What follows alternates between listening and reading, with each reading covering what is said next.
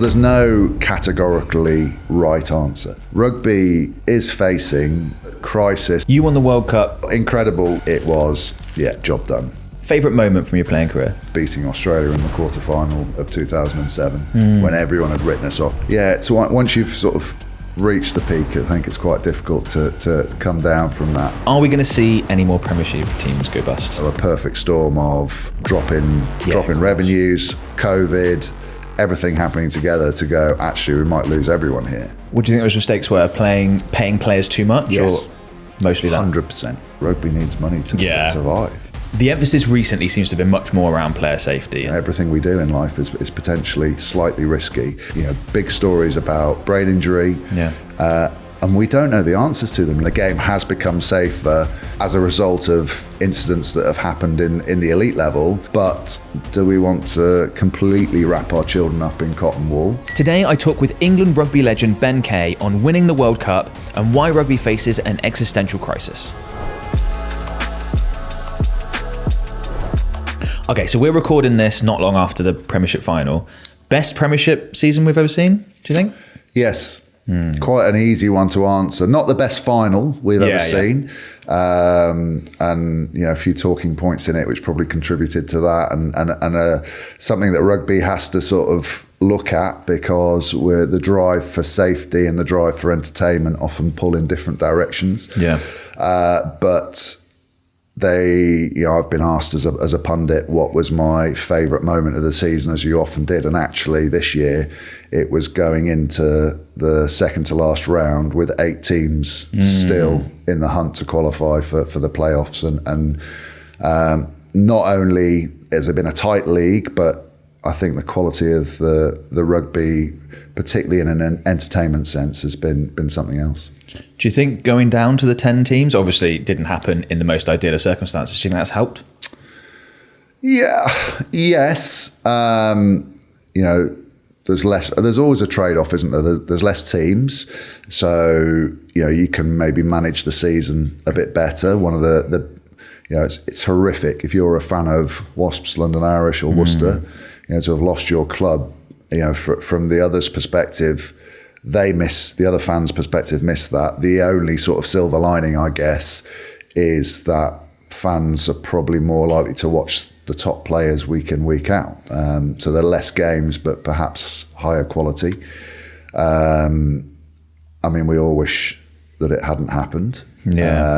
But rugby always faces those challenges of, I've just said about the entertainment versus the player safety, but equally we have the need for commercial revenue played off against making sure the quality is as high as possible. If you want to sell the game, there's no point having loads and loads of games if they're not as high quality as they can be. I find it sometimes a bit of a head scratcher as to why club rugby in particular isn't more popular. And I was thinking about it through the lens of, if you took someone, out of the Amazon jungle, for example, had no idea of what football was, no idea of what rugby was, and 2 TVs, both sports, I think their eyes would be more drawn to the rugby. I think they'd find, and I'm a football fan as well, I think they'd find it more interesting. And we look at, obviously in America, NFL is the biggest of their sports. And I could imagine a world in which rugby did occupy that sort of space in places like England, France, where rugby is a thing.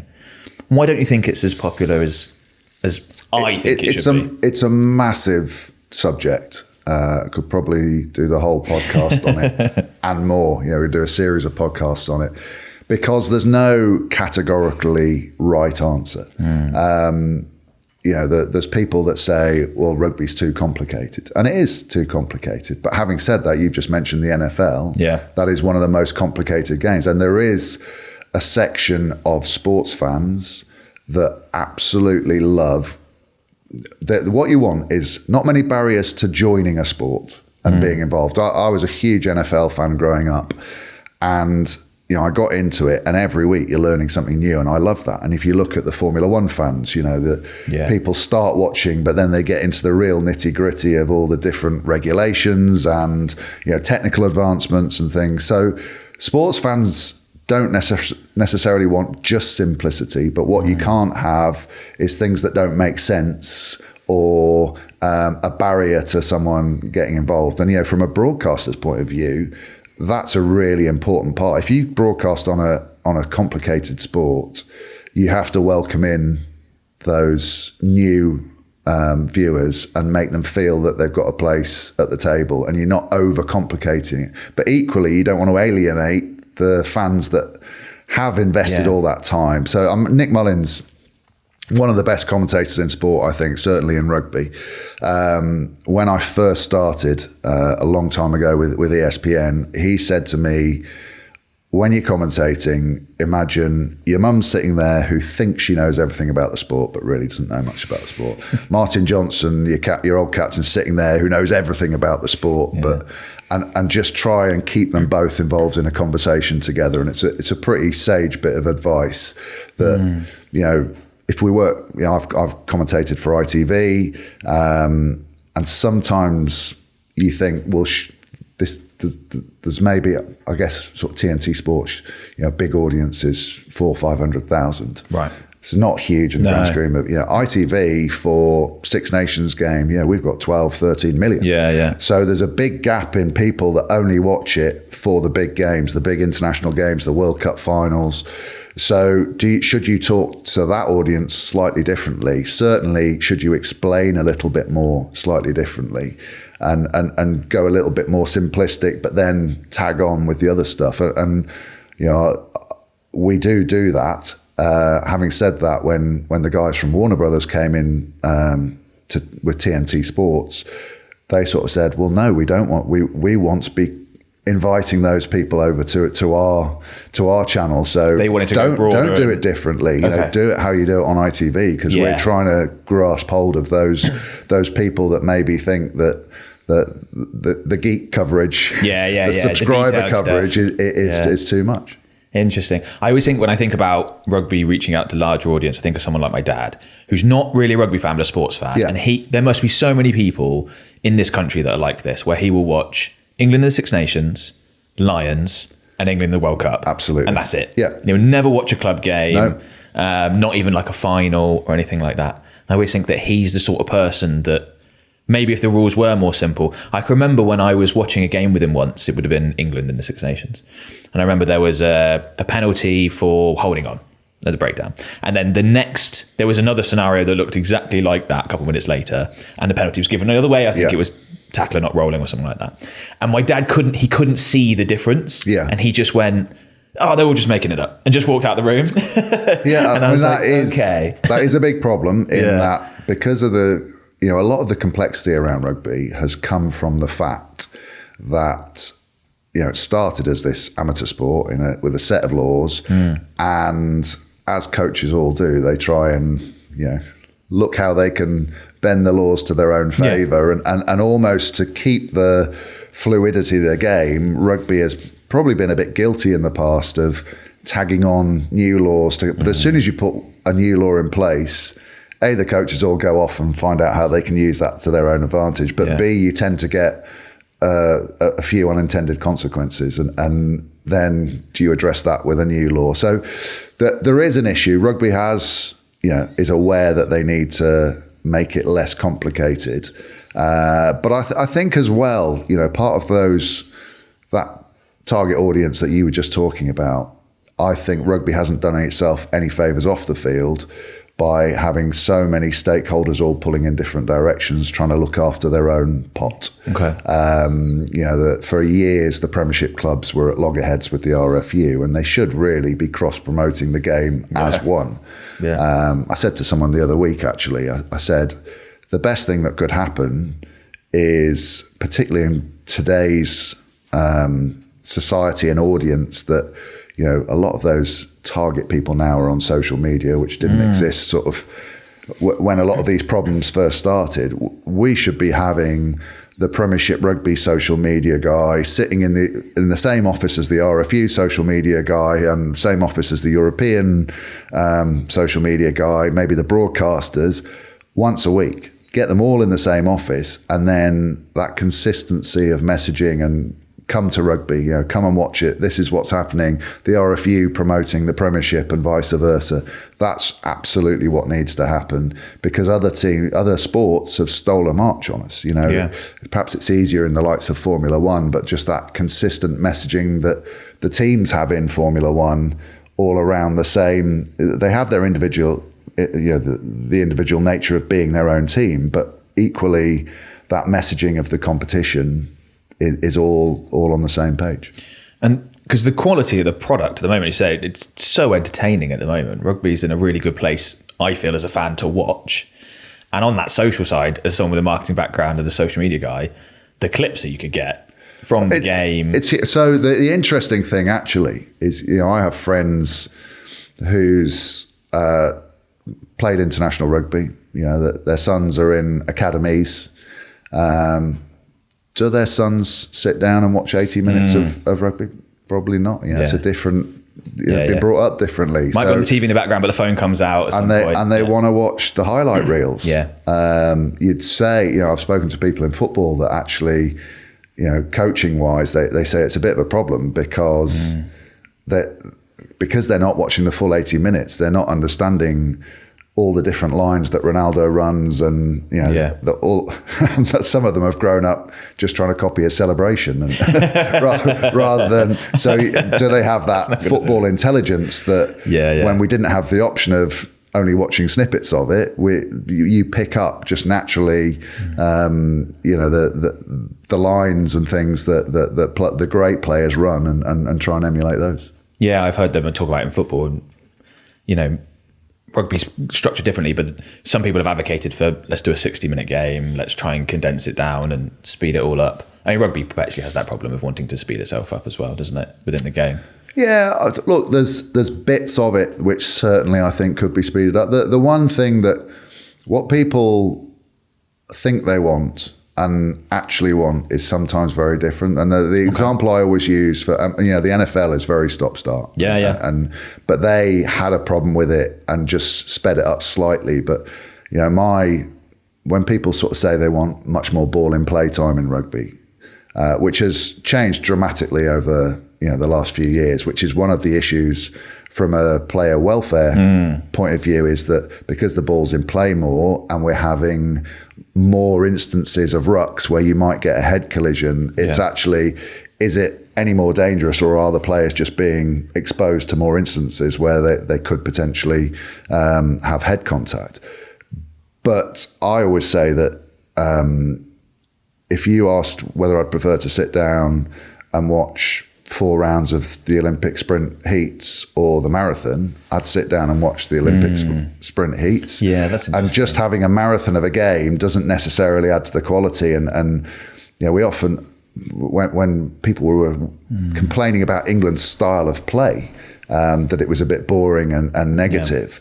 All that needed to change, that was at the beginning of the Six Nations this year, all that needed to change was 4 or 5 amazing breaks in the game, and suddenly everyone's going, England are the most expansive team they've ever been. It's those moments that make you feel differently about the whole game, just lift you out of your seat. So I think rugby does need to speed up some of the elements of the game, but I don't think we need much more ball in play. I think it's just the gaps between, because that then creates fatigue, creates more opportunity for players to make those breaks. So the scrum's a big one for me. I think there should be a 30-second clock on the scrum to get set. Some people say, should you stop the clock until the ball's out? I don't agree with that. But I think the referees have to go, come on. Because then if it's in law, everyone does it. At the moment, because it's not in law, the referees feel they can't speed people up in case there's an injury. And then they look like they've caused it. But if everyone's on page that you've got 30 seconds to start it off, I think that's a good place. Yeah, that's an interesting point, that they're reluctant to come on in case someone goes down, which obviously does happen. It does feel like rugby sometimes struggles with that narrative of, the emphasis recently seems to have been much more around player safety and less about pushing the exciting elements, at least from my point of view. Because going back to the social media thing, that a compilation of the biggest hits, like that's what people want to see, is stuff like that. And I sometimes think that rugby looks like it hits itself with a stick a bit too hard when you think of there are sports like Formula One or the UFC, where literally the objective is to kick or punch the other guy in the head. Yeah, it's the problem. It's everything we've talked about has been the multifaceted problems that you face and getting that balance right. Rugby is facing, an existential, is that the right word? Yeah. Existential. Yeah, crisis, because we are reliant, because we're not an individual sport, so we're reliant on having enough teams to play the game. Now, if mums believe that the game isn't going to be safe, we're not going to have the next generation coming through. Yeah. I think the world has changed slightly in terms of, parents' beliefs on what children should be doing. I think that there is an element probably of a safer environment socially. But equally, I think there is a section of society where people are prepared that life is risky. Everything we do in life is potentially slightly risky, but it's making sure that that's an acceptable level of risk. And one of the big problems is we're facing, big stories about brain injury. And we don't know the answers to them yet. No one knows the answers to them. No one really knows why dementia has become such a big problem as a society as a whole. And a lot of research is being done into this, but we just don't know the answers yet, and it's very difficult. So as a result, not knowing the answers, the rugby authorities have to err on the side of the caution to be looking, like they are taking heed of these warnings and actually trying to make the game as safe as possible. I think, point to the Premiership final, a red card for an accidental high tackle. Clearly a red card in the current sort of format. So there's a big debate now about, should a red card where a team loses a player for 60 minutes of the game, as it was on Saturday, should it be just for deliberate play like a punch or, a deliberate high shot?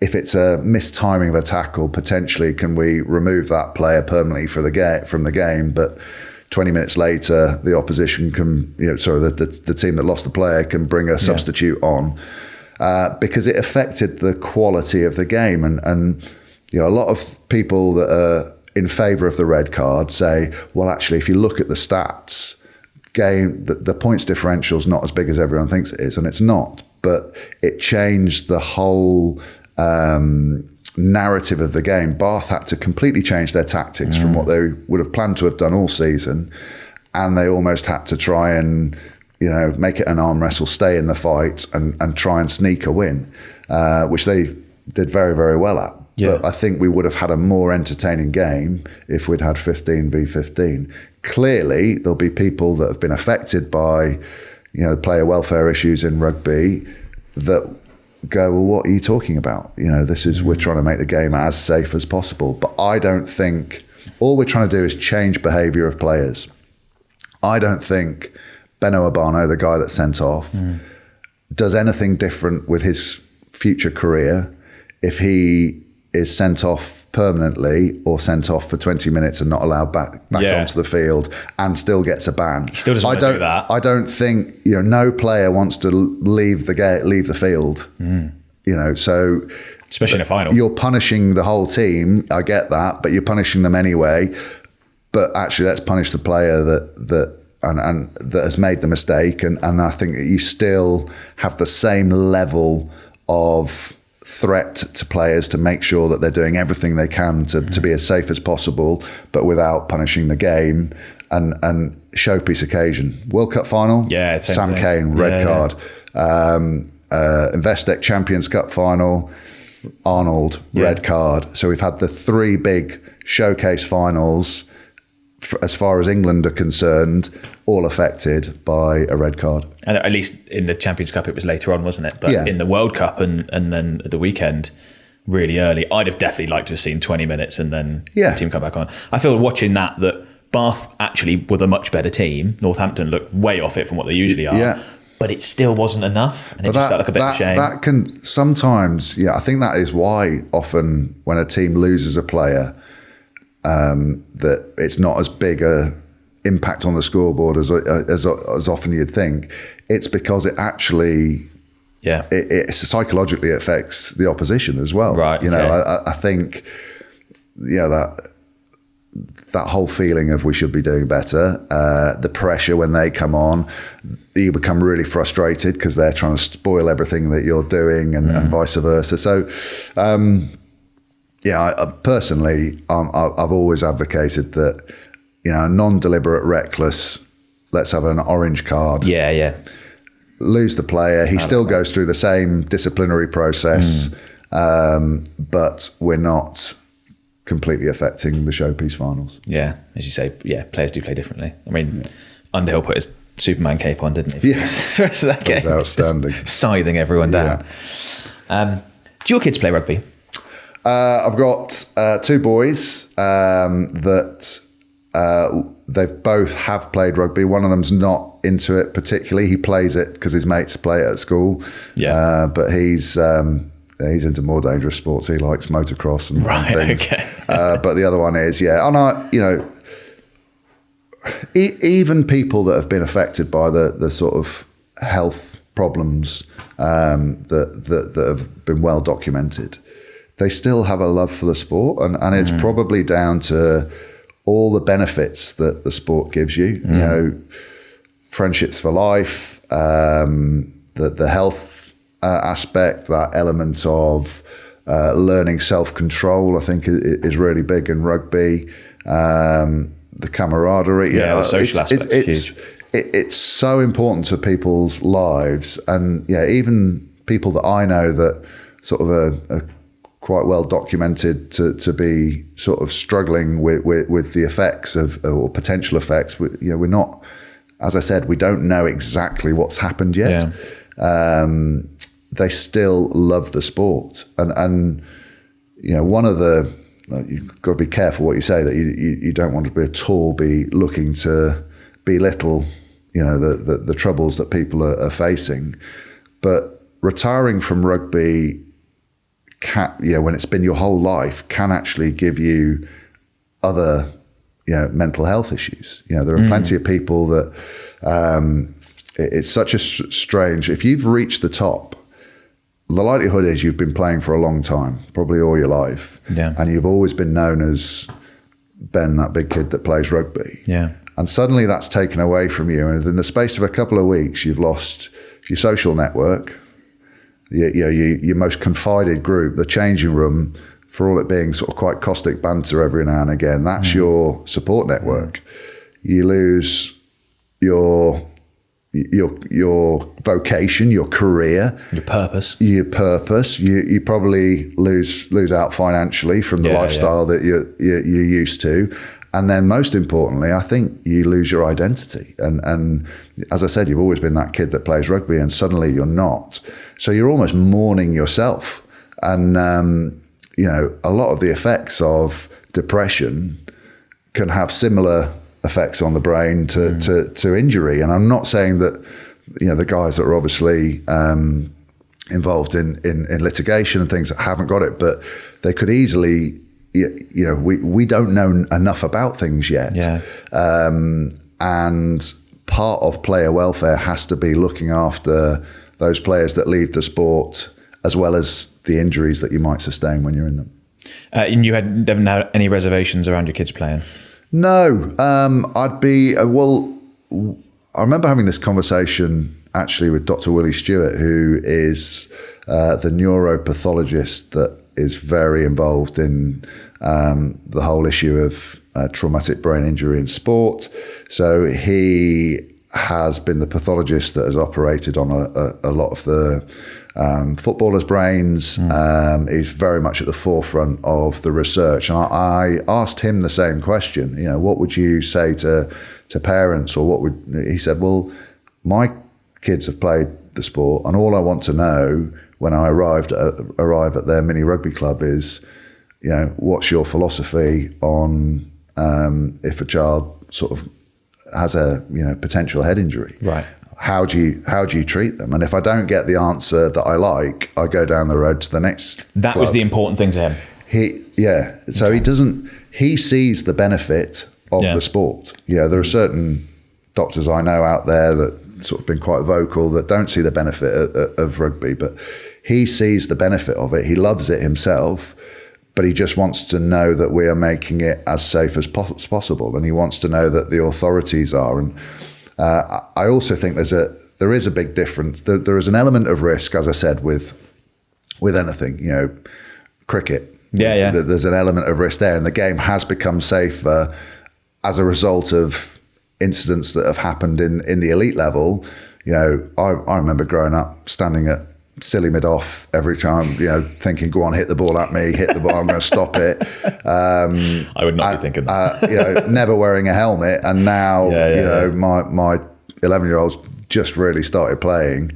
And the kit list, eye-watering in terms of but you want them to be safe. They're padded completely, but there is still, despite him wearing a helmet, there's still an element of risk. But do we want to completely wrap our children up in cotton wool? Even hopefully sort of no traumatic injuries, but even sort of learning to deal with a muscular injury, I think sort of gives you a bit of resilience in life. And everyone, you're going to get knockbacks in life. How do you deal with them? How, do you mope around for a couple of weeks, or do you go, well, how am I going to make this better as quickly as possible? Do you think rugby's always pitched itself as one of the participation sports, a game for all? Do you think that's right? I think back to when I played at school, and I enjoyed playing, but I had lots of friends that hated it. It was just too physical for them, and they were kind of somewhat forced, and they'd come up with all sorts of excuses to not play. Do you think we should pitch it as a participation sport? I think we should. Right. I think everything we've been talking about the elite level game and how it's gone, no longer is it a game where defences win championships. It's actually more, particularly in this country where, maybe because of the the sociology of the English nature or the British nature is a bit more reserved. We were always seen as a bit of boring rugby players, now we're seeing, if the players are emulating what they're seeing in the Premiership, they're all trying to offload and keep the ball alive, and that should help to keep the game for all sizes, because and actually my son, who's massive for his age, funnily enough, can't think where he gets it from, but he actually really struggled to engage with rugby until a year and a half ago, because it was all non-contact and people were just running through him. But now he's found a role within the team. Right. Yeah. If you ask me who the players I feared the most playing rugby against, it wasn't, the Backies Bothas or the big, huge guys. I felt I could hold my own with those. It was Shane Williams or Jason Robinson, who were absolutely tiny, unbelievable footwork and strong with it. So that's what I love about the sport. There genuinely is something for every shape and size. And yes, you have to, at the elite level, you have to work and be the best version of yourself. And, the days are sort of just roly-poly guys turning out that you've got to be fit as well to play the game. Yeah. But you see that right down to the sort of lowest leagues, where still you can have a role, whether you're the smallest guy in your friend group or the biggest guy. Yeah, because I was always the smallest. Yeah. I'm 5'8" now, so and I was always the smallest, and I enjoyed it. I almost feel like, yes, there's probably a space for every shape and size, but maybe not for every mentality. I'm just thinking. Well, that's it. I just don't want to get hit. Yeah, they don't want to tackle. I heard Courtney Laws, who's quite vocal on this sort of thing. I like Courtney Laws as a player, but he said, rugby is a game for everyone, but not everyone can play it. Okay. Oh, that's so nice. As in, you need a certain mentality to enjoy playing the sport. Because I loved it playing as a kid, and I got to university and I was just I just felt like I wasn't willing to take the injury risk. I was just getting beaten up. I was just too small. I was like, okay, I'm done. That's it. But and we all have different. I guess sort of, as I said, because it's a 15-man game. That's something that the rugby authorities are actually trying to address now. Not only are that sort of attitude that, some people I can't afford to get injured because of my work. My dad wasn't a sort of high level player by any means, but broke his arm just when he'd started out working, and he was self-employed. He said, I cannot afford to play anymore. I've broken my arm. I can't be doing that. But equally, people have so much more choice with how they spend their weekends now. So to get someone to commit every single Saturday is quite difficult. So they're trying to bring in some new laws in the lower levels of the game where you're not reliant on having 15 people there every single week. Oh, interesting. Okay. So that you can keep playing, because that was a problem that they were facing, that, you'd get 12 people there, but I'll have to call the game off. Yeah. I mean, selfishly, I'd almost like to see, because I'm a rugby fan and I want the sport to do well and as a commercial entity to do well. And we feel like, yes, people can play, that's great. But I don't think if people don't play or they play less over the next 20 years, that means that the top end needs to suffer, like the UFC or the NFL. No, and actually, I really wouldn't be and I know, there'll probably be a load of certain type of lower level rugby player that play it for a reason. You probably know who they are, that would disagree with this, but I wouldn't be averse to seeing rugby's laws different at the highest end to what they are, if it could mean that we kept the social nature of the game. We kept more people involved in rugby, because I think it's not a sport. People always say, "Oh, do you still play now?" And I don't. And partly that's down to time, and my schedule means that it's difficult to commit to turning up at the same time. But actually, you look at football or cricket or sports like that, it's a lot easier to go and just turn your arm over, have a kickabout with your mates. If you're a rugby player and you turn up at a junior sport and you've been at the top, someone's going to want to make a name for themselves and smash you, and it's not quite as fun then. And your reaction becomes a lot more watched, probably. I mean, I can't imagine hardly any ex-pro rugby players still play. Maybe a little sevens here and there, or charity games. Charity games is really the one. There's a few that do, but it's once you've sort of reached the peak, I think it's quite difficult to come down from that, because part of it is being able to still do what made you find, be able to get through a gap, or if you're not sort of, you just don't feel right. You don't enjoy it as much if you don't feel your best version. I can imagine that. Are we going to see any more Premiership teams go bust, do you think? You can't say no, because you can never bank on what's going to happen. I think we're in a period of more stability now. The Professional Game Board are just putting together, they've obviously had the RFU and Premiership Rugby, I think, are very, very close to agreement on signing that off. The Championship clubs aren't quite on the same page at the moment, so there is a bit of a delay. For all the crisis and pre-losing the clubs, I sat on the board at Leicester Tigers for a number of years, and you could see a change in mindset between the RFU and Premiership clubs, from being completely apart to going, actually, if we don't start working together, there's going to be a problem here. And you can never say we're not going to lose anyone else. But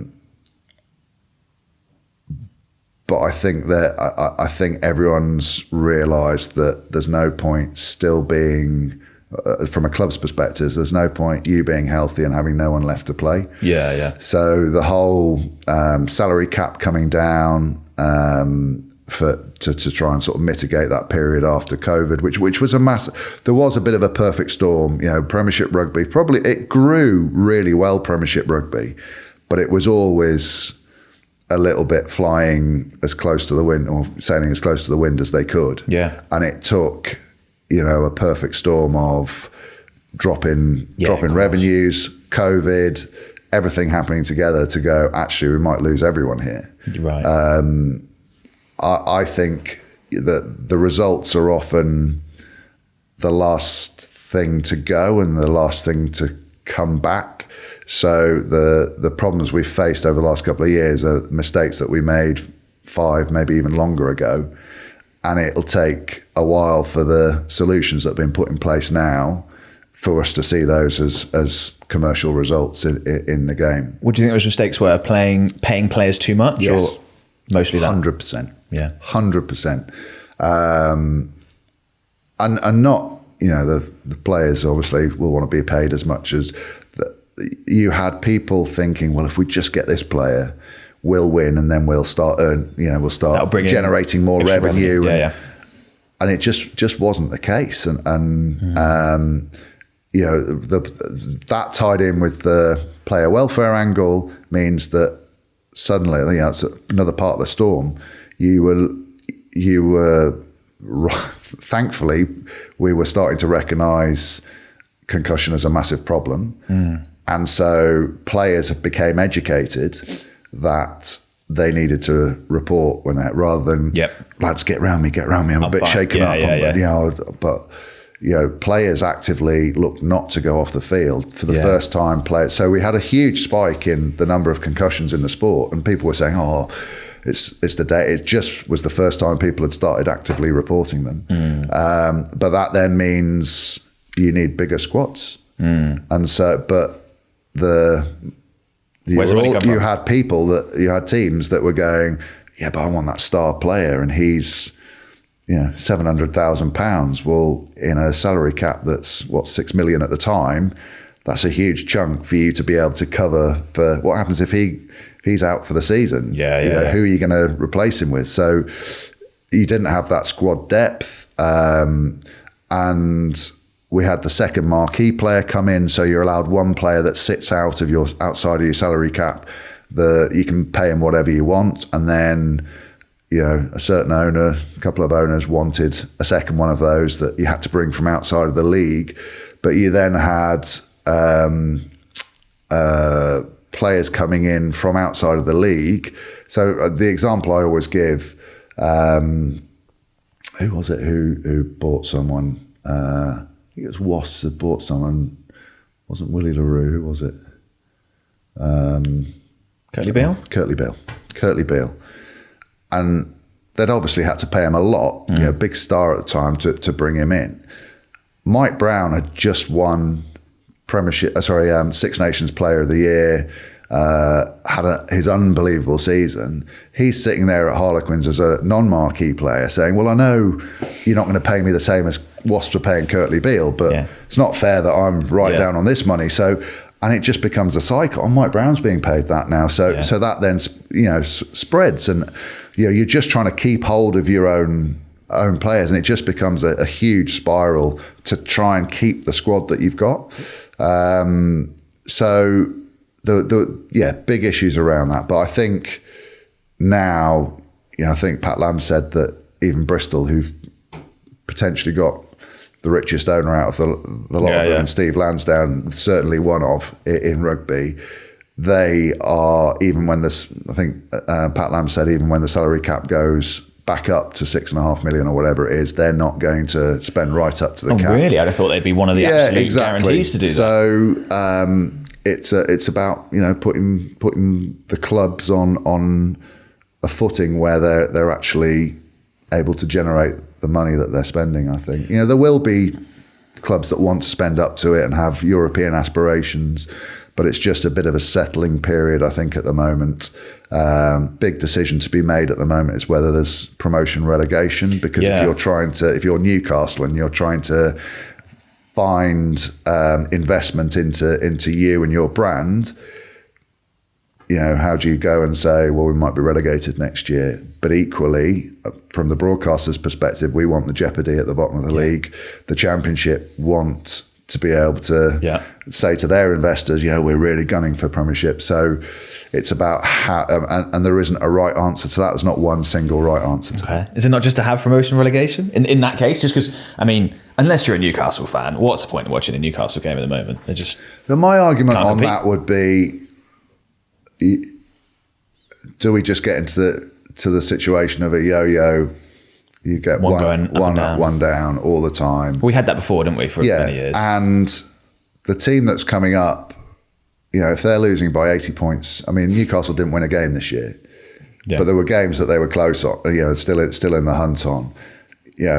We all remember seasons where teams have come and it's 50, 60 points every week, and then they drop down and come back up. So it's a much more complicated problem than that, though, because the timing of when you're going up into the Premiership affects the players that if you're in a playoff situation, which I think is probably where they'll get to, that the bottom team in the Premiership plays the top team in the Championship. By the time you've had those, if it's played over 2 legs, 2 games, all the other clubs in the Premiership have done their business. So if you're an aspiring player, are you going to go and join Doncaster if we think we'll get into the Premiership, or are you going to go and join Newcastle who go, well, we think we're going to stay in the Premiership? I guess if they are going to do that as well, they need to, from my point of view, they need to relax the restrictions on what the criteria the clubs need to meet in order to get into the Premiership, because isn't it, you need a 10,000 seater stadium and but some hurdles to jump through? So I agree, and I think the size of the stadium, it's a bit of a red herring, because I think I agree with you, but I think it's like the business plan. Can you survive? I'll never forget when London Welsh got promoted, and there was a hoo-ha as to whether they should have, and they ended up playing at the Kazam Stadium in Oxford United's ground, which meant they moved from where their supporter base was, which wasn't huge anyway, but West London, a nice, where Richmond, people would come down, walk their dog, have a pint, watch the game, suddenly move well away to Oxford, where you're bang in the middle of Northampton's catchment area, Gloucester's catchment area, London Irish at the time. And I remember when they got promoted, Tony Rowe, who's the Exeter chairman, people were sort of saying, it's great, isn't it? You've done the same. And he said, don't bracket Exeter in the same. We put the business plan together. We had the conferencing facilities. We've grown organically. We've looked up, we've created a business. He was basically saying London Welsh have just spent all their money on players this year, and London Welsh no longer exists. So in the same capacity. So, it's making sure that the whole point of that stadium thing, I think, was to be, well, are you serious about this? Have you got the means to carry on as a sort of, have you got room to grow into to become a Premiership team? I think the 10,000 thing's too much. I don't think they necessarily need that, but we do need some minimum standards in place that they have to hit. What do you think about the salary cap going back up then? Because it is from next season, isn't it? I think, look, there are teams that have ambitions to compete in Europe. And when you look at some of the French teams, you look at Leinster and you look at the depth they have in every position. So, Bordeaux, Toulouse, La Rochelle, they have 3 world-class players in every position. So if we want the English teams to compete at the top level and 2 semi-finalists this year, best performance the Premiership teams have probably had in the last however long, you probably need that strength and depth. What we can't have is people gambling the house on getting there. So there is a bit of have and have-nots with who's got the rich owners that are willing to dig into their own pockets. I think I think it's right to go up that level. I wouldn't go any higher. You wouldn't go any higher? Yeah, I think the gap between it isn't ridiculous, but certainly be a bit more competitive in Europe. Yeah, because we're going from about 5 million to about 6.4, isn't it? Yeah, I think so. Yeah, but which is still going to be well under what some of the French teams and Leinster are going to have. Yeah, hugely. But it's not. I've heard people advocate for just no salary cap. Just let the owners spend their kids' inheritance if they want to. Well, there is an argument, and actually an argument I heard when I was on the board at Leicester, that the salary cap, there were certain people that used to say the salary cap's not too important. We actually need to have a minimum level to make sure teams aren't just sitting there taking the money that's coming in. Kind of what it feels like Newcastle are doing at the moment, yeah. But equally, the salary cap as it is at the moment, it's quite hard not to feel like you have to spend up to it.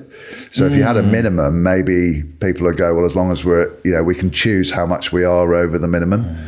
But you'd undoubtedly, if you could spend whatever you wanted, you'd have teams stockpiling to get that quality and depth. Talent. So while if the Premiership wants to be a really, really competitive league in its own mind, that, I've spoken to sort of Welsh fans at internationals before, and they say, actually, we often come over the border and watch Bath and Gloucester because the product's so good. Yeah. Rather than watching their own teams in the URC. So if you want the league to be strong in that capacity, and there is always a bit of, rival, you get stuff on social media, the Premiership are always bigging themselves up that it's not the best league and things, but it's a really competitive league. Players that have come out of the URC and played in the Premiership really love it. Dan Bigger said, I remember speaking to him and them saying, it's just every single week it's a proper, proper challenging game.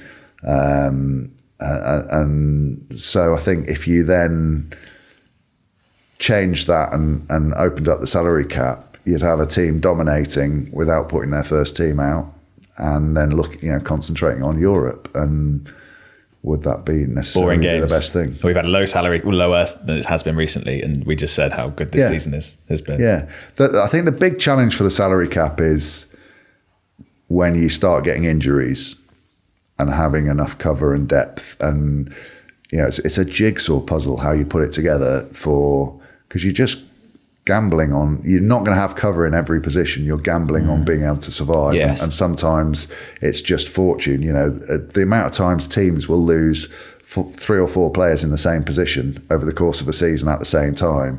And that's just rotten luck, isn't it? Yeah, that's a killer. What do you think about summer rugby? I've heard this option being talked about, that we change the season, we don't compete with football as much. People are probably going to, you're going to get more bums on seats potentially because it's nicer to sit out in June than it is in January. They might stick around longer, so they spend more on food and drink before and after. What are your thoughts on that? I'm not completely anti it, but there is, that as with everything, there's positives and negatives. Do you go through August when everyone's off on holiday, or you have people leaving because it's the summer? One of the big arguments used to be, the weather would drastically affect the games, and part of that was the quality of the pitches. But the pitches are all, they're better now, carpets now. Yeah. The wet weather, the windy weather does affect things. But I think there's been a bit of a shift in mindset in how the game's played now. I think teams are less likely to go, it's raining, let's stick it up our jumper completely. Back our skills. It does affect things, but one of the things I like about the Premiership, probably more so than sort of Super Rugby, and coaches that have come up, Chris Boyd, the Northampton director of rugby, probably behind starting the process of getting them to Premiership titles. He said he couldn't believe it when he first arrived. Everyone's playing different tactics, and you have to. Whereas in Super Rugby, you're playing the same sort of team every week. So right. And I quite like the fact that the weather conditions, how are we going to adapt to that? It adds another layer to the competition. There's been talk, hasn't there, about let's get the Six Nations in towards the end of the season, but actually the Six Nations occupies its own chunk in the sporting calendar. Yeah. That if you moved it out of that, it'd be competing with a lot more stuff. And, it's before actually, the end of the football season, isn't it? It's sort of tucked in there. It's basically the only big national event in that sort of February, early March window. And it works really well. There's loads of interest in it. So, but equally, we all love turning up, not having to wear a thick coat and freeze. And I think I'd go to more games if it was in the summer. I think I'd be more inclined to take my 3-year-old as well. Interestingly, going completely off on a tangent here, Leicester developed their stadium while I was playing, put this huge stand in, took the capacity from what was about, when I first joined it was 16.5, they'd moved up to sort of late 17s before they built this new stand. And at the time, we were getting 8,000 to our second team games because you couldn't get, and it was sold out every week. Wow. It took it to 24 originally. I think it's 26 now because they realised that sort of people actually wanted better seats, and the corners weren't necessarily them. But now bar the biggest games, that you can walk up on the day. So whereas people would get their season tickets, even if they knew they weren't going to come to every game because they really wanted to go to all the big games and they had to have their tickets, and then they might have their season tickets and not have anything on and go, should we pop down to watch Leicester? You've now got people going, we'll buy a ticket on Saturday, and then it's raining, and so I can't be bothered going, or your mate rings up and says, I'm going to the pub instead. Do you want to watch it? Do you want to come? Yeah. So not having that sort of limited supply probably makes it harder to then sort of sell. And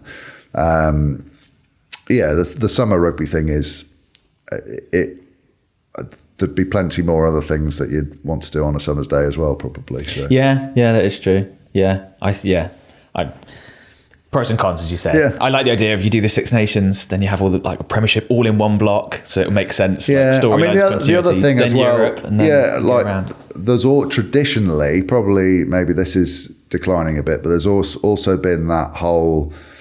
Certainly at Leicester, I know it was a huge thing. They used to have the Barbarians game on Boxing Day before the whole sort of league's structure. Yeah, and everyone coming home for Christmas would all go as a family. Yeah. To watch Leicester Barbarians on Boxing Day, and there is an element of that festive, get all the family back together and go and watch the rugby over the holidays, which you'd probably miss out on because you'd probably, if you were trying to sort of, even if you put a break in the middle of the season, you'd probably have the break there, wouldn't you? Yeah, that's true. Yeah. Do you think there's much chance of Saudi Arabia, for example, doing what they've done in other sports and ploughing a load of money? Well, there's been a big story this week about Qatar, one of the other Gulf potentially involved in. I think it's going to be called the Nations League, is it, or whatever it is. They're trying to tie together. There's only 4 words that can be used. All the competitions, Champions Cup, Champions, and exactly. But trying to tie together the Six Nations and the Southern Hemisphere's Rugby Championship with the touring season. So every 2 years after a World Cup, you'd have this tournament. And it's been mooted that the Qataris are very interested and staging it in Doha because that would then be fairly central for people to come. The finals, just the finals, but you'd play your Six Nations, you'd play your Southern Hemisphere Rugby Championship, and then during the tours in our summer, you'd play, or the autumn internationals would all feed into it, and then you'd have the pools that met each other in a final in Doha. It's hard, isn't it? Because there are a number of reasons why that would upset a lot of people. Is it from the human rights element to we're just selling out, but rugby needs money to survive. And everything we've just talked about is the finances, and other sports are doing it. And we've talked earlier about potentially getting left behind by other sports on other things that we've done. So it's not palatable to some people, but it's the reality of the current sporting landscape. It would be interesting to see. Changing tack a little bit. Best player in the world right now? I think it's got to be Antoine Dupont. I think I called him during the Champions Cup final, the Swiss Army knife. He's just got everything. What's it like? Five jackal penalties. Haven't seen him scrummaging yet. I'm sure he could do it. I think one of the potentially most impressive things is how seamlessly he has transitioned this season backwards and forwards between 15s and 7s. No one else has really been able to do that. He is supremely fit, obviously very strong as well, and he's just got a rugby brain that can see things quicker than other people, and the confidence to back it up. So yeah, Dupont would be. But he's potentially. We had this conversation. Is he the best ever? Potentially, yes. But it depends what your boundaries and parameters are for saying that. So Austin Healy on Saturday at the final, we were having this conversation, and Austin went, "Well, it's Jonah, because he changed the game forever." But could Jonah do as many things? No, but Austin's argument would be, but he had a bigger impact on the game and the games he was playing in than Dupont. But the games, you can't really compare eras, I don't think. But yeah, I think in terms of doing everything, I think he probably is. You won the World Cup just over 20 years ago with England. What was that like? Look, incredible. Not the night of winning it. It's the journey into it, and a lot of the things that I think when we meet up, which we haven't done regularly enough, but we sort of met up for a big reunion on the 20th night of the 20th anniversary. And we said we're going to start doing it a lot more, and trying to do a bit of stuff to support each other as well, which will be massively important. But it's the stuff that other people never saw that probably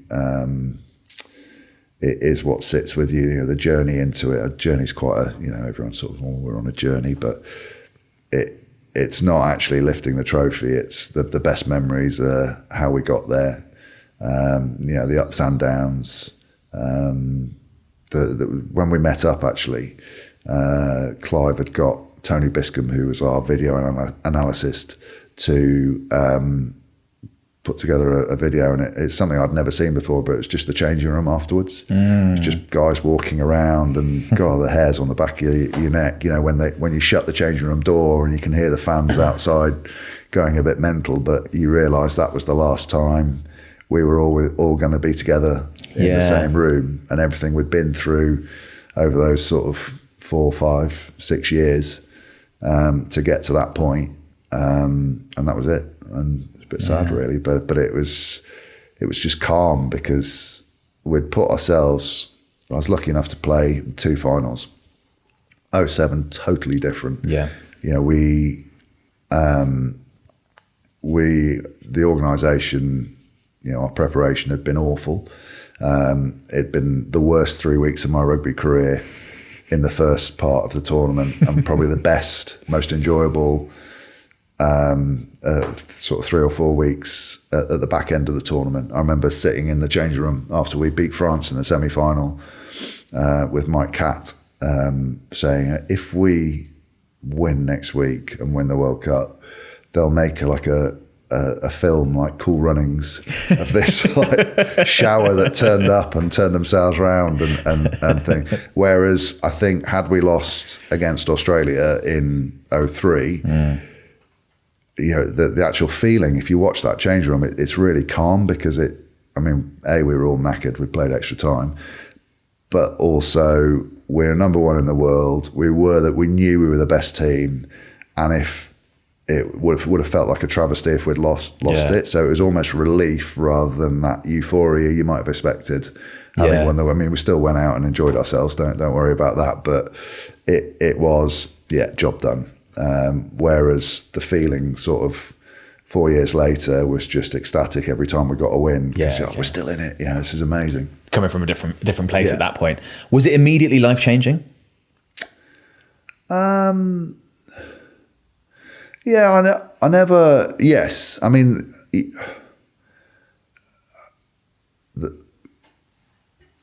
was quite strange actually because, again, you talk about players' welfare and sort of the mental side of it. Now we played the hardest game of rugby we'd all played because of the extra time and World Cup final. You've got travelling from the other side of the world. We landed on the Tuesday. Dean Richards had messaged, I want you all in on Wednesday, back to Leicester.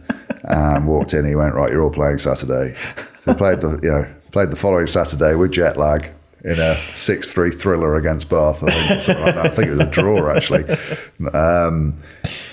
And very quickly we moved on. And Leicester was the sort of club where you didn't stick your head above the parapet or it got knocked off by Darren Garforth or someone.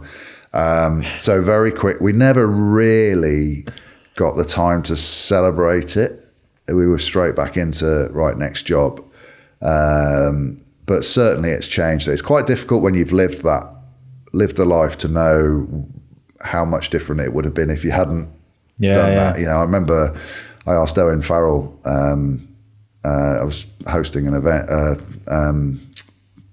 he had played for England that day. I was hosting a hospitality thing and he came in and it was right when he was at the beginning of the career and I said, with your dad having been such a amazing rugby player, has there always been extra pressure on you to live up to that or has it been a positive or negative? And he just looked at me and just went, well, he's always been my dad, so I couldn't tell you any different. And that's a good point.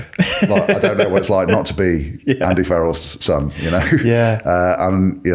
I don't know what it's like to be a 28-year-old rugby player that hasn't won a World Cup because it happened to me. And I'm sure, certainly opportunities that we've had and I probably wouldn't be working in broadcasting if, someone else had won a World Cup and I hadn't. I was going to say, do you guys that have won it, are you all a bit like, you want England to do well, but not too well? No, look. Just South Africa, if you could beat them in the final, that'd be great. It's been long enough now that... look, you're still an England fan, and you want them. You always want England to do well, and England's underperformed really for where we should be.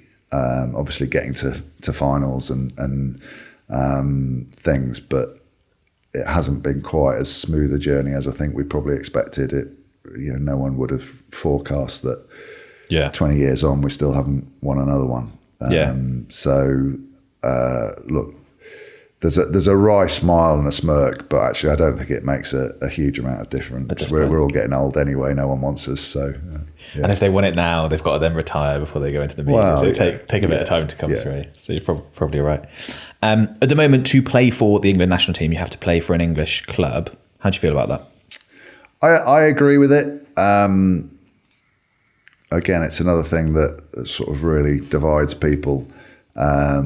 But I think in terms of keeping the England team strong, having them playing in a strong English league really does affect that. There's an element of you're right to earn as much as possible, but equally you can sort of go and do that anyway, and it's just a choice to be made, and there are sacrifices to make in rugby, and you've got to choose what's important to you. And it's not just the money; it's the lifestyle of going and living in France. I totally get that, but I think it would be fairly catastrophic to the Premiership and bringing the next generation through if all our best players weren't playing it. Playing in France or Japan. I think I struggle with it, probably for the same reason that I struggle a little bit with a salary cap, just from I put myself in the player's shoes, and I've had my own business in one form or another since I was 19, and there's no one, like if I was a player and I'm going, hang on, my boss is willing to pay me more, like would happily accept more, and yet I can't do it. I kind of feel similarly about players being able to go to France. Well, I unfair. totally understand it. That's why I hesitated. I totally understand it.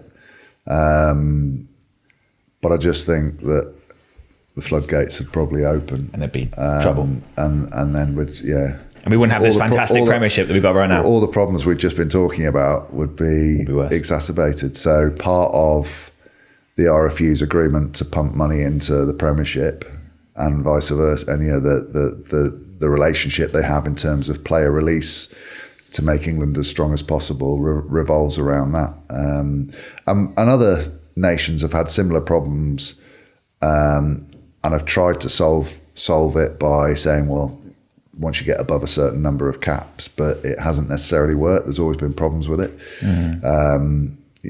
Ireland are the team that sort of benchmark their whole funnel and channel into the Irish team the best at the moment. New Zealand have always been good at that.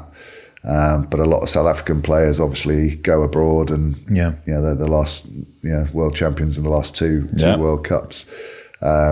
England actually faces one of the big problems England faces, and we talked before about with the resources England have, why aren't they always at the top?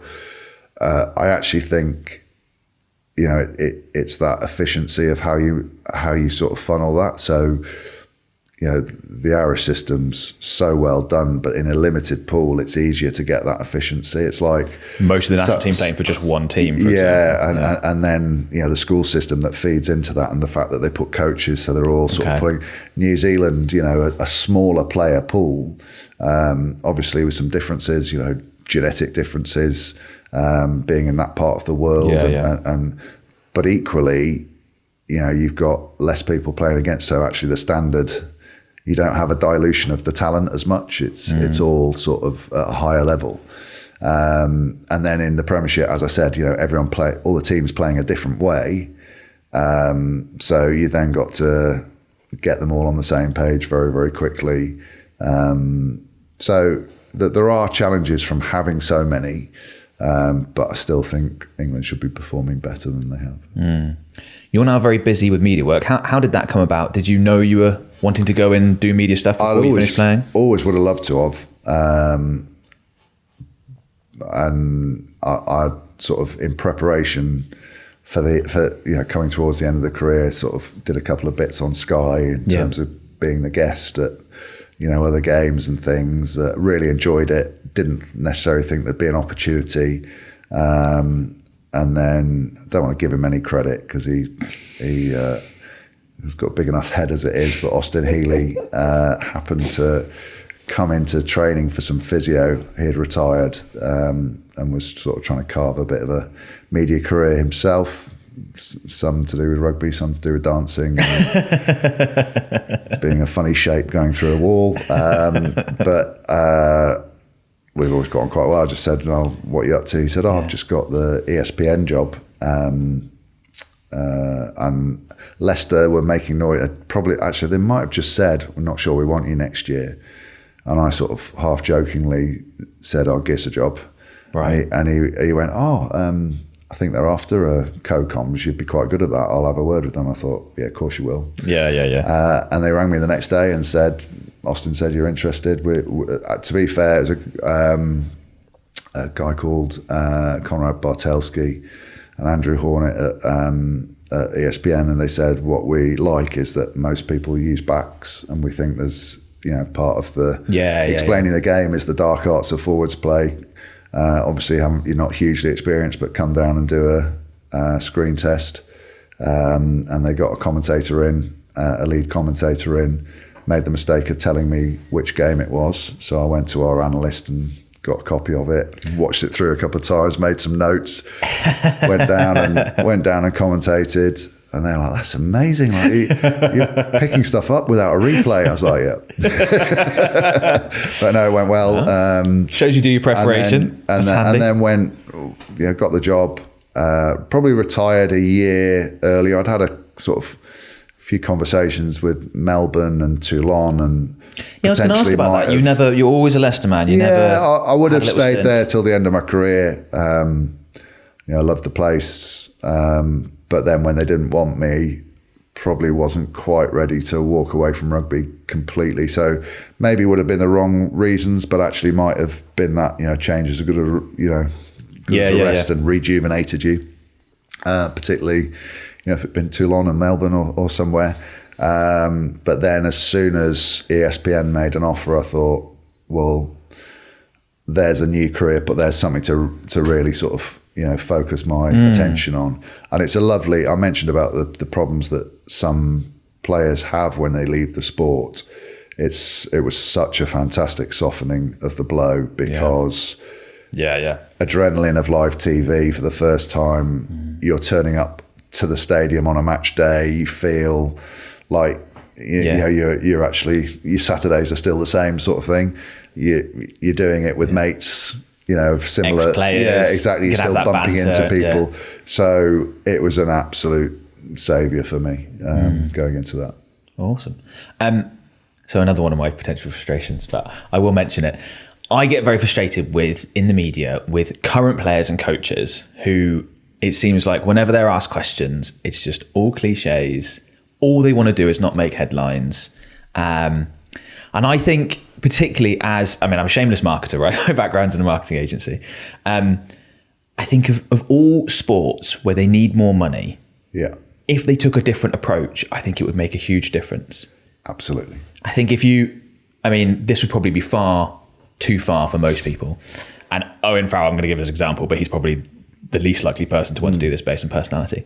But if a rugby player like him got out, microphone in their hands, and they took a Conor McGregor approach, where instead of going, I don't want to make headlines, they thought the complete opposite. They said, we're going to absolutely smash them. We're going to put 50 points on them. They're going to wish they'd never played rugby. Yeah.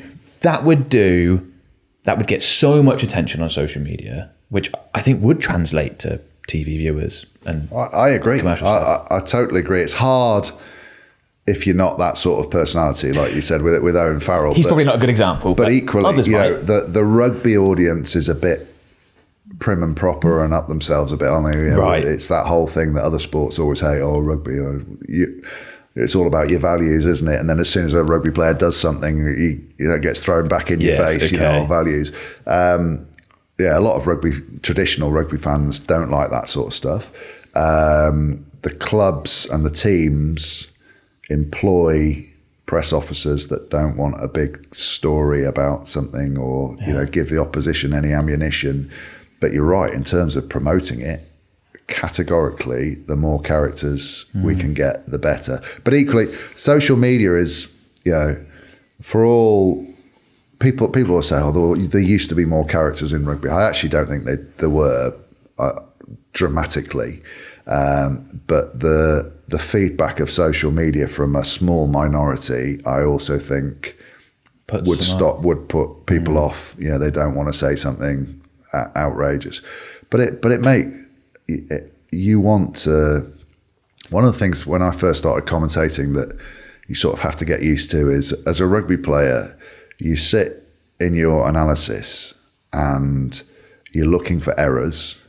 And you're talking quite a flat way, and then I should have done that differently and things. When you go into commentary, it's quite different, because if you do that, it's just you switch everyone off. Yeah.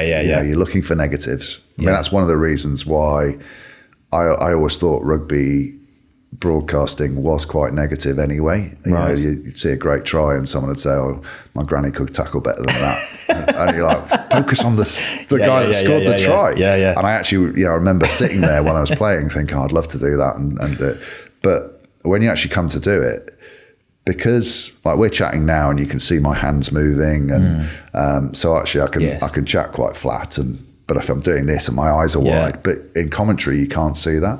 So if there's an amazing try and you're history has always been, and then he passed it. Yeah, he threw it out the back, and that's boring.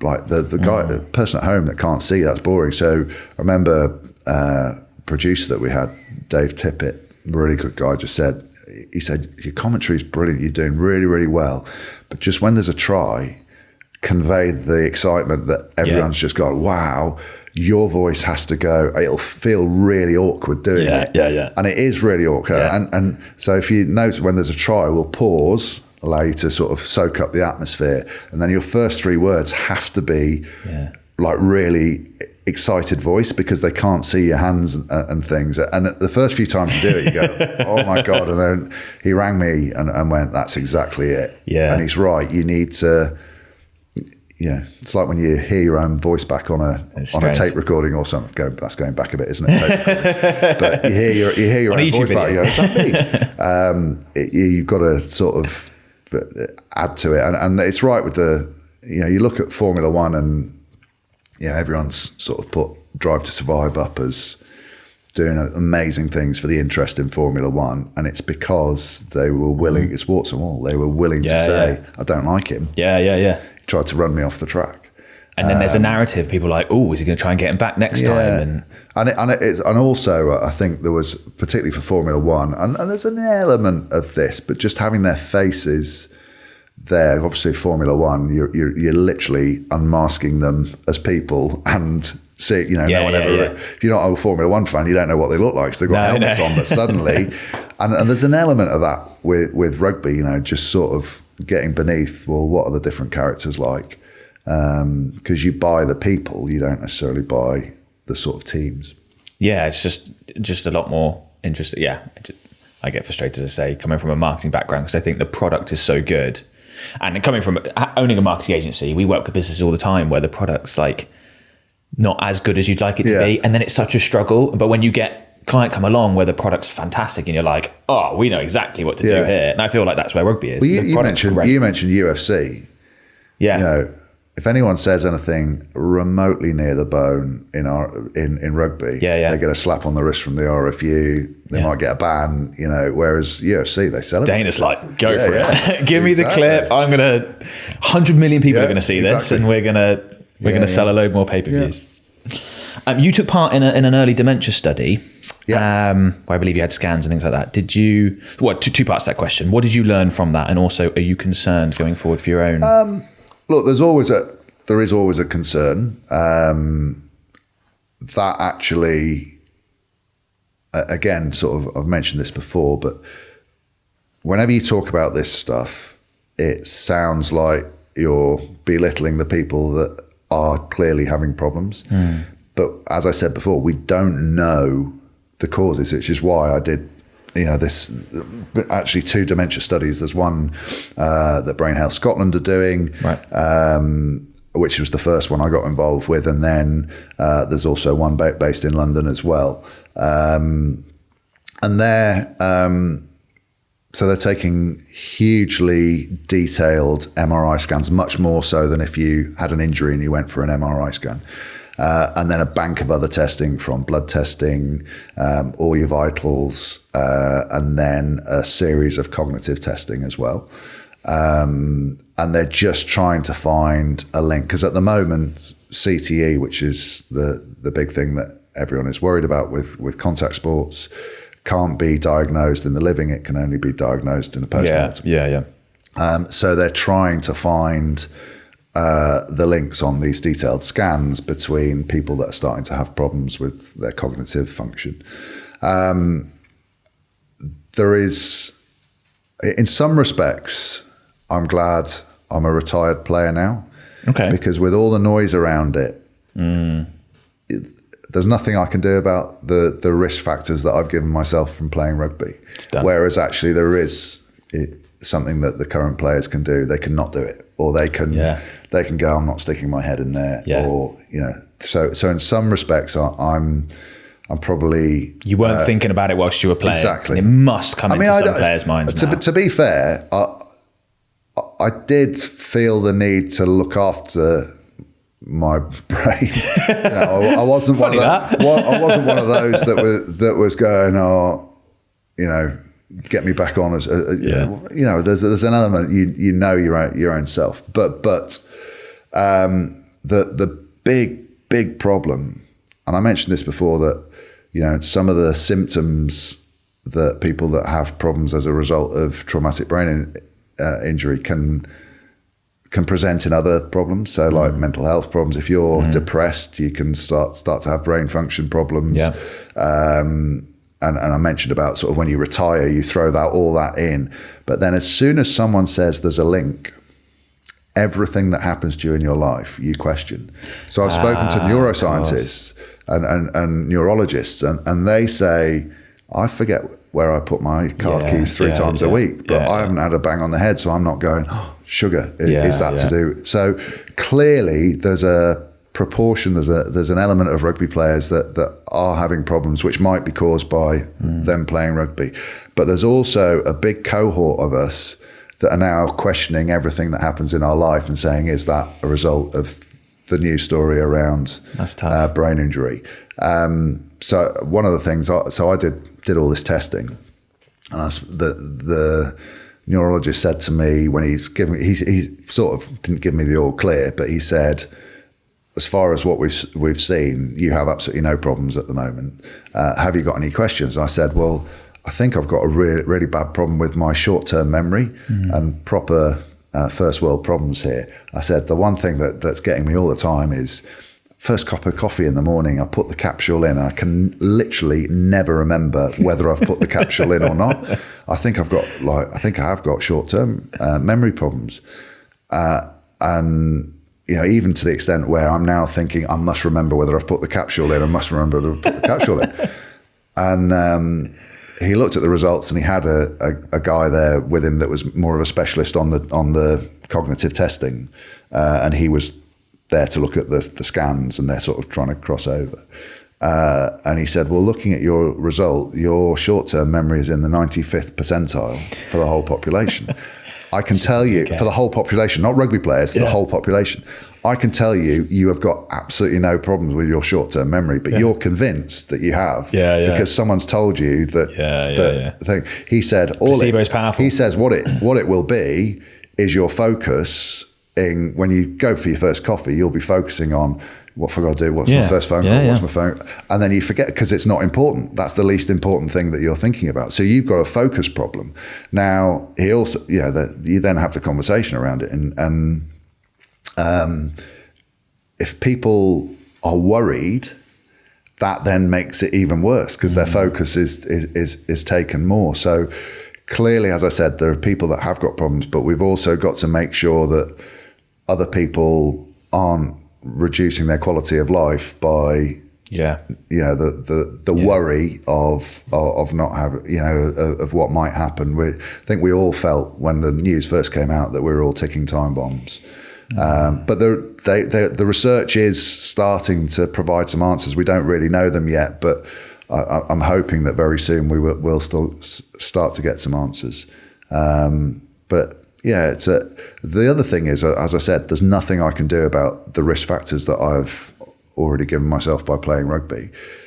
But there are, 10 or 11 risk factors they've proved has an impact to dementia problems, of which traumatic brain injury is one of them. But alcohol, haven't abstained completely. I probably should, but lifestyle, fitness, keeping your brain learning so that you're creating new pathways, so that as the old ones die, as they do in everyone, you're finding new pathways to reroute the information. So that whole the thing that people are doing or told to do in later life, like pick up an instrument and learn how to play it. Do that in your midlife, and I think that's the point of these research programs are about getting. At the moment, all dementia research has all been when it's almost too late. They haven't looked at people in midlife, and that's the exciting thing about this. Because of the rugby story, it's allowed them to look at what changes can you make when you can actually do something about it. So hopefully, the big things is it's not just a rugby study, that they're trying to find answers for a societal wide problem. Yeah, and there are things that can be done. Well, that's promising. Yeah. There's a hopeful spin on it, which is good. We talked about how good the product is at the moment in game of rugby, but if there were changes that you could make to the laws, what would they be? I mentioned about the shot clock in the scrums, so get those set more quickly. I like that. The other one I don't like, because I actually think it affects the attacking, the ability of the offloading game a little bit. And also, I don't think it's necessarily, we talked about the high tackles. I don't think it helps that particularly, but the choke tackle. So the choke tackle is if you can't get your knee to the ground, which has sort of come in as a way to get round the choke tackle. It looks odd, doesn't it? It's flapping about trying to put their knee on the floor. It's classed as a maul, and then if you don't get the ball back, it's you turn the ball over. But what it means is that if you're carrying into contact, you want to dip as low as possible. And actually, that's not conducive to necessarily being able to offload, because you can see a lot of offloads sort of coming over the top of the tackler, but also you putting the heads closer together. And I really feel for the likes of Beno Urbano in the Premiership final getting red carded. It wasn't a sudden dip, which is why he got the red card. But the guy he's tackling is still sort of in a driving position, lower down. Whereas actually, if there'd been not necessarily, not necessarily that incident, but there are instances where maybe guys would have looked to play over the top and be a little bit higher. So, I'd like to get rid of the choke tackle and maybe sort of make mauls only something that could happen around lineouts. I'd like that. I'd like to see balls being held up over the line go back to a scrum. What do you think about that?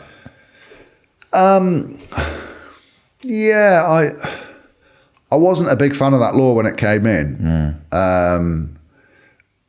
but it does. It's that. It has got rid of that battering the line, pick and go, pick and go, pick and go, pick and go, which I think was detrimental to the entertainment of the sport. Okay. So, when Exeter were great, they'd get down to the 5 metre line and they'd just stay there. Yeah. And you'd hold them up over the line, or and it'd be a scrum and it'd go again. Another scrum, go again and again. Whereas actually, it's kicked back to you, so you get another attack, but you've got to attack again. So you've come round on that one. Yeah, I have a little bit. I love the 50-22. I think that's given us a bit more space on the field as well. I think they've done a pretty good job with the law changes of late. It hasn't always been the case, but I think they've been pretty good. Cool. I wanted to end with a bit of a quickfire round. Favourite moment from your playing career?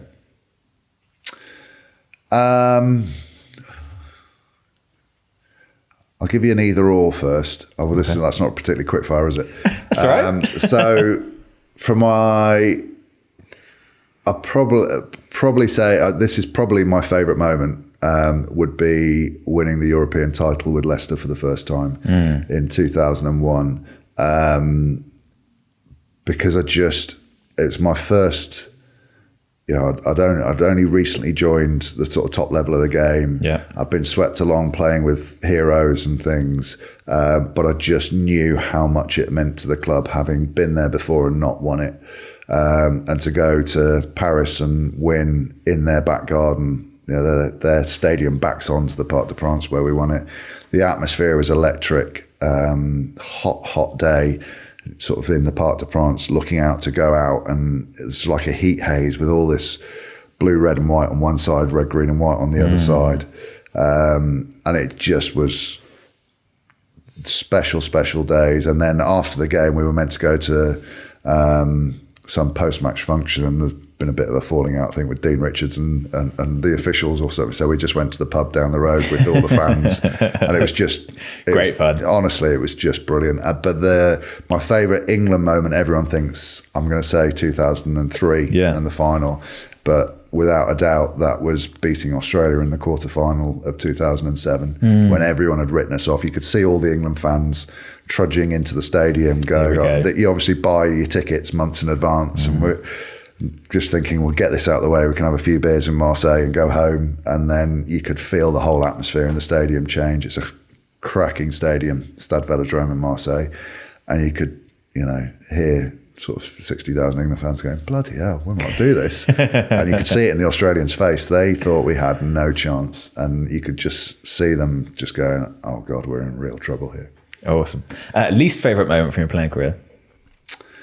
Dropping the ball in the 2003 final. I was going to say, surely. Yeah. Surely. I mean, only because, worked out, though. It worked out. It worked out, but... I mean, had it not, that would be something that would surely haunt you if it hadn't worked out. Well, yeah. I mean, obviously... The thing is... I actually at the time didn't think, I knew it was a big deal and I was gutted that I dropped, scoring chance, but I felt we were so on top at that time. Right. And then, people often, even the RFU, they did a video for an event we were doing and they changed the order.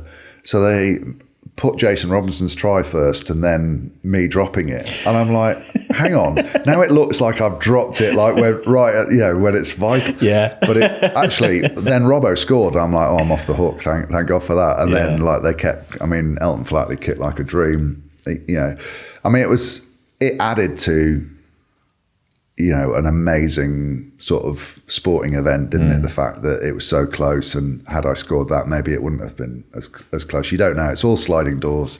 Maybe Robbo wouldn't have scored if I'd scored. So, but there's just, wherever you go, someone says, oh, don't drop it. Like literally daily, someone says to me, don't drop it. And I've learned to live with it. And I've dined out a bit on it. And, I've a lot of jokes about it at dinners and things, and so I'm not overly that. I think the one thing that really does annoy me about it is I wasn't a Martin Johnson type of second row, but one thing that was really good, I was a good handler of the ball, and everyone now just thinks I'm spades for hands. I think Jim Hamilton's used to say cow's tits for fingers. It's literally wobbles. But that's probably the thing that annoys me most is I would have loved to play in this era. The era we were in, it was almost right. No 50-50s. Don't throw it unless you're sure. Like now, the encouragement, I would have loved to have played the style of rugby that's played now, but in my era, because I think we've got it better. We had it better with our era that we played in. But that's probably the most annoying thing about it. Everyone go literally. I'll pick anything up, pick a pint up in a pub. Ooh, don't drop it. Yeah. Wow. Best player ever played with? Jason Robinson. And the reason I always say Jason Robinson is when you play at Twickenham, 82,000 people or whatever, it's amazing when your first game, and it's only really when you get into the game, it's only really changes in the atmosphere that so that everything becomes a bit white noise. It's noisy, but you get used to it. And so I remember I'd come off the bench with Dorian West and Dan Luger intercepted. We were playing against South Africa. It was quite at the beginning of my career, and Dan Luger intercepted, and it was a tight game, and this was to win it. And went the length of the field, and me and Nobby West we were never going to get near him, not quick enough. We're just running, and I'm like, listen to that, it's amazing. The noise was just unbelievable. But Jason Robinson was given license by Clive Woodward to counter-attack from wherever he wanted, as long as he was running onto the ball. Yeah. He was exceptional at, we know what he could do, but he would survive long enough. Usually when the fullbacks counter-attack and you're running back, you're thinking, oh God. Not going to get there. Got to get there, he's going to get turned over there. You knew Robbo could at least stay up long enough for you to, and sort of beat one or two, if not make a break. But the reason I know he was the best player I ever played with is every time the ball was kicked over our heads, you'd hear 80,000 people take an intake of breath. Oh, yeah. And they knew something special had happened. So, Jason Robinson. Best play ever played against? Probably Richie McCaw, the old invisibility cloak. Yes. But he was a bit like Antoine Dupont, what we were saying about him. He was a guy that had so many strings to his bow. He could do so many different things well. And whenever they changed the laws to try and take his USP out of the game, he'd just adapt. And the reason he had the invisibility cloak is he knew how far he could push it.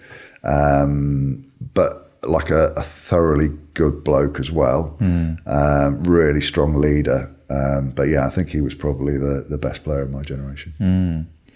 If you could replay one game, which one would it be? Probably have to say the 03 final so that I can catch it this time. Put the ball down. What happens actually, it wasn't just a case of spilling it.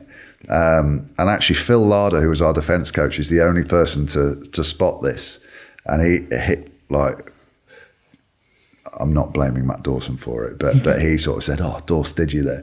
But Dorse actually, if you watch it, when he makes the pass, he tries to hold the defender by like just throwing a little pump. And I knew that Phil was coming over, and so I was thinking, right, do what you tell every child not to do. Took my eye off the ball to look at him to see how I was going to, because I didn't want to spill it in the tackle. In the contacts, yeah. So I caught the first one and Dorse threw the second one. But that's sort of what did me. It's like the worst moment of your life to take your eye off the ball. So yeah, probably replay that. But are there any...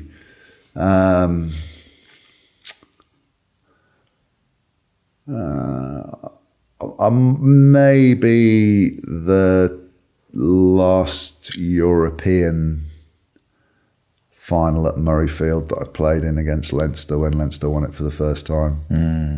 Maybe try and get that one back. Yeah, because I've asked a few like ex-footballers with that question. You could take it one or two ways. You could replay a game that you loved, or you could replay one that you're trying to. Oh yeah, I mean, change the result in terms of ones I love. No, like you always think, what could you have done better? So probably I'll stick with that one. Fab. Well, Ben, thank you very much for taking the time and coming to speak to me. Really appreciate it. Really enjoyed that. So thanks a lot. Thanks, Ben. I love having chats like these, but I'd like to know what you think as well. So let me know in the comments below. If you want to watch another one of my podcast episodes, you can do so right here.